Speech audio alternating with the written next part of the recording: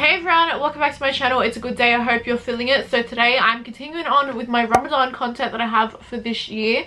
So today I want to talk about menstruation and Ramadan. I think I've done a video about this in the past, but I just wanted to do an updated one for you guys because I feel like it is a super important topic and one that's not super talked about within the community. A lot of sisters view it as a huge burden and something that they just don't want, and they're always super upset about the fact that they have their period during Ramadan.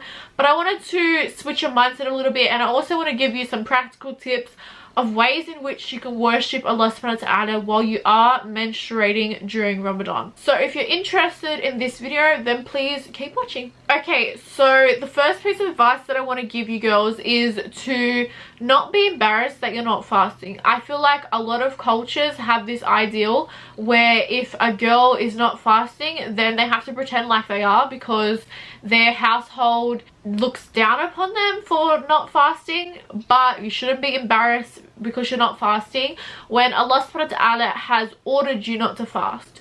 So Allah subhanahu wa ta'ala has made your body this way. He's made it so you are not allowed to fast while you're menstruating. Listening to Allah subhanahu wa ta'ala's command is not something that you should be embarrassed about. And Allah subhanahu wa ta'ala has clearly given you a break from fasting for a reason, and it's because He wants you to eat during this time, because He knows that your body needs that extra food during this time. So don't deprive yourself of food during Ramadan, and don't be embarrassed about the fact that Allah subhanahu wa ta'ala has ordered you not to fast and you are menstruating. It's okay, it's normal. The next thing that I want to point out to you girls is that you are not burdened by your period. A lot of girls think that their period during Ramadan is a huge burden and they're super upset about it because they're not able to do their regular worship, they're not able to fast, they're not able to pray, they're not able to do all of these different things in which they had planned for the month.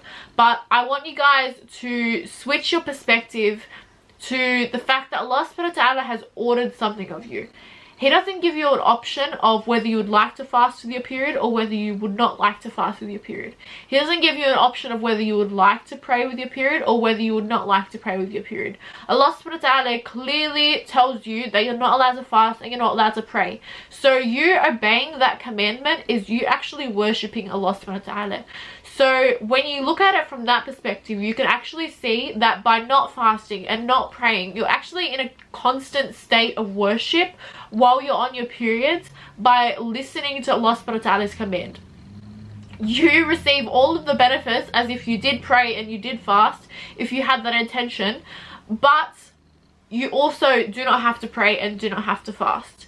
So Allah subhanahu wa ta'ala has blessed you so much by creating you a female, in that every single Ramadan you get 7 days in which you would receive the same reward as if you were doing these acts of worship, and you get a break. Allah subhanahu wa ta'ala is giving you a break. He's telling you don't do any of these things, but I'm going to reward you as if you have done all of these things because I know that you wanted to. So view you not fasting not as a burden but as a mercy that Allah subhanahu wa ta'ala has given you, because that's what it is. It is a mercy. So when you do view it like that, you become really grateful that you are a female in Islam. The next thing that I want to point out is that it is an inconvenience to have your period.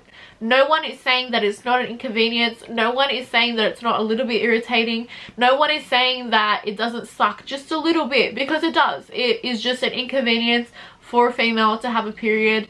But with that, Allah subhanahu wa ta'ala gives us so much chance of reward. As a female, you've been created with this trial, and with every trial and every piece of hardship that befalls upon a believer, Allah subhanahu wa ta'ala alleviates your sins for that. So just a little period cramp, Allah subhanahu wa ta'ala alleviates some of your sins for that. Allah subhanahu wa ta'ala literally erases your sins just for the fact that you are a female and get a period every month and experience a slight amount of inconvenience and hardship. Allah subhanahu wa ta'ala alleviates your sins. So view your period not as this burden, this huge horrible thing, and be patient through that and be grateful for the fact that you have been created as a female. And Allah subhanahu wa ta'ala has given you this opportunity where every single month for your whole life until you are old and reach your menopause, Allah subhanahu wa ta'ala has given you this opportunity to have some of your sins erased and have a more clean slate. as opposed to being a man who doesn't have their period every single month and doesn't have this opportunity to have some of their sins erased through these means. Allah subhanahu wa ta'ala has made you a female. He has made it so that you experience an inconvenience and a slight hardship through having your period, and then with that he has alleviated your sins and erased some of your sins.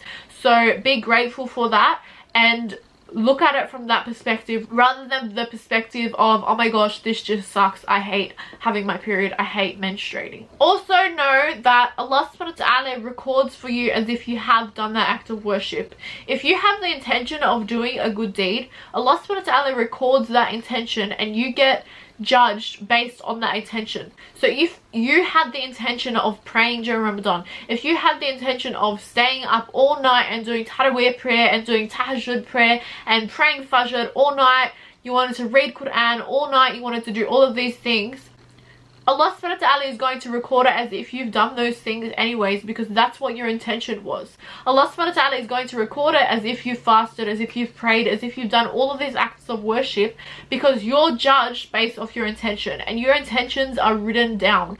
So if you have intended to do all of these good deeds during Ramadan and then your period came along and you're not able to do all of these good deeds for 1 week, then it's as if you have done all of these good deeds, except without the difficulty of having to do those. So with that being said, and I hope that has helped you switch your mindset a little bit, I want to list a bunch of things in which you can do during this month while menstruating, so that you're able to feel connected with Allah subhanahu wa ta'ala in that way, and you're able to feel like you still have worshipped Allah subhanahu wa ta'ala enough, and you don't kind of get on this roller coaster of like success for Ramadan and then your period comes along and you go back down. You can continue up. So I'm going to list a bunch of things that you can do to worship Allah subhanahu wa ta'ala during this month, even still while you're menstruating. So the first thing is to smile. It is sunnah to smile and you get rewards just for a smile. The next thing that you can do is ensure that your family and friends are praying. Even though you can't pray during this time, you can ensure that those around you are praying, that they're praying on time. You can call your friends, make sure that your friends are praying on time. Wake your friends up for Fajr if you want to. Wake your family up for Fajr. This is such an awesome way to gain rewards while helping those around you and serving those around you. The next thing that you can do is make dua. You are not limited in your ability to talk to Allah subhanahu wa ta'ala while you're on your periods. You can still make dua, you can still talk to Allah subhanahu wa ta'ala like he's your best friend. You can still ask him for every single thing that you want in the world and everything you want in the next life. You can talk to him about those things. So maybe you're not able to engage in formal salah, but you can still sit during the time in which you would normally pray and just sit and make dua for 5 minutes instead. It's such an awesome way to connect to Allah subhanahu wa ta'ala and still maintain that routine of prayer throughout your day. The next thing is to help cook. So if you are not the primary cooker in your house, then try to help the people around you cook food, because you get rewards of feeding those fasting people in your household. So help those around you cook if you can, and if you have the energy to do so, and you'll receive such big reward from that, inshallah. The next thing is to implement new sunnahs. So new things that the Prophet ﷺ advised us to do, you can implement those things. You can engage more with the Prophet ﷺ's lifestyle and the day-to-day habits that he had, and implement those as habits that you have. So this is an awesome way to really engage deeply with Allah subhanahu wa ta'ala and his prophet, and really like increase your love for the Prophet ﷺ. Because if you learn about the sunnahs that he implements and then you also implement those sunnahs, then you're instantly more connected to the Prophet ﷺ. The next thing that you can do is listen to Quran and recite Quran. This is completely fine. You can listen to Quran, you can recite Quran. I think a lot of people view their periods as this point where they're not even able to connect with Allah subhanahu wa ta'ala's book. That's completely not true. You can connect with Allah subhanahu wa ta'ala's book. You can listen to Quran and you can recite Quran. The next thing is to do do tafsir, so study the deeper meaning of the Quran. Look at scholarly works where scholars actually explain what verses in the Quran mean. A scholar that I would really recommend is Albani. He does an awesome tafsir of the Quran, mashallah.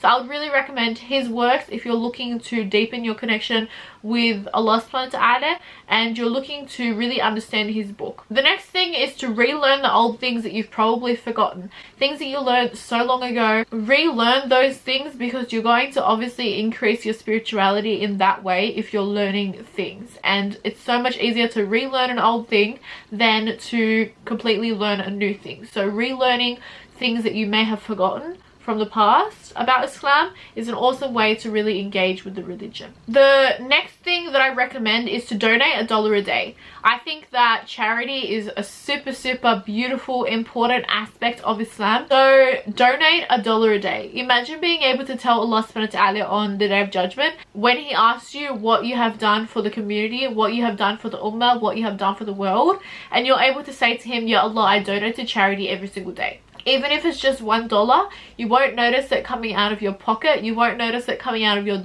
bank account.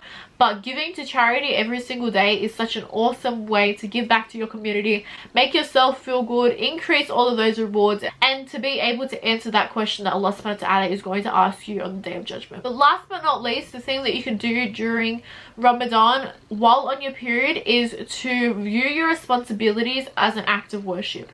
Your responsibilities, having a job, increasing your knowledge, cooking for your family, cleaning up around the house, all of these things can be an act of worship if you have intentions of pleasing Allah subhanahu wa ta'ala with that, and of providing for your family, as helping those around you, as serving your community. All of these things can be an awesome way in which you are worshipping Allah subhanahu wa ta'ala. Islam is such a beautiful religion and has been made in such a way where all of these day-to-day activities that you would normally already be doing is a way in which you can receive rewards, because Allah subhanahu wa ta'ala just loves us that much that he wants to make everything around us an act of worship if we have good intentions for it. So an awesome thing that you can do is view your responsibilities as an act of worship. So that is the end of this video, you guys. I hope you guys really enjoyed it and found benefit in it, and I hope that it relieved some stress for you guys. If you are interested in more Ramadan content, then make sure that you subscribe, turn post notifications on so you don't miss an upload. If you are interested in more Islamic content and reminders, then make sure you check out my Instagram at Samantha Boyle. I'm going to be sharing a bunch of knowledge this month, and I think I'm going to be doing some IGTVs where I actually do tafsir and engage with the Quran and actually explain what certain verses in the Quran actually mean, so that we can all engage more with Allah subhanahu wa ta'ala's book. So if you guys are interested, make sure you check out my Instagram. So with that being said, I hope you guys enjoyed, and I will talk to you guys soon, inshallah.